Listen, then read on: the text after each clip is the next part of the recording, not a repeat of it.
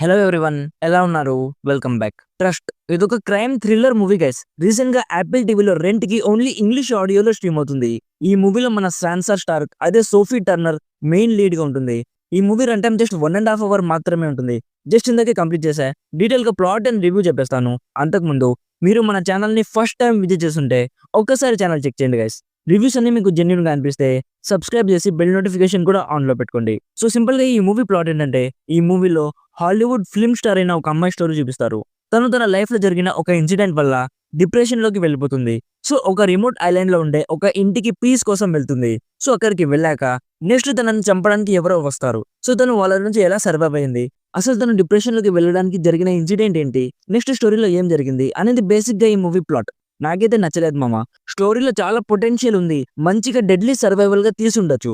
But tight screen play లేదు guys. Writing కూడా చాలా వర్స్ట్ గా ఉంటుంది. అసలు చాలా ఇల్లాజికల్ సీన్స్ ఉంటాయి. జస్ట్ యాక్టర్స్ ఫేస్ మీద బాడీ మీద వాటర్ లో రెడ్ కలర్ కలిపేసి చల్లితే థ్రిల్లర్స్ అయిపోవు. యాక్టర్స్ పర్ఫార్మెన్సెస్ కూడా చాలా క్యాజువల్ గా అనిపించాయి గైస్. ఒక డెడ్లీ సిచ్యువేషన్ లో ఉంటే మనుషులు భయపడతారు. ఆ భయం మన మెయిన్ లీడ్ ఫేస్ లో నాకైతే అసలు కనిపించలేదు. నాకైతే ఒక టైం వేస్ట్ ఎక్స్పీరియన్స్ అనిపించింది మామ. మీరు కూడా మీ టైం ని ఈ మూవీ మీద అస్సలు వేస్ట్ చేసుకోకండి. ఓవరాల్ గా నా సైడ్ నుంచి రికమెండెడ్ 40%.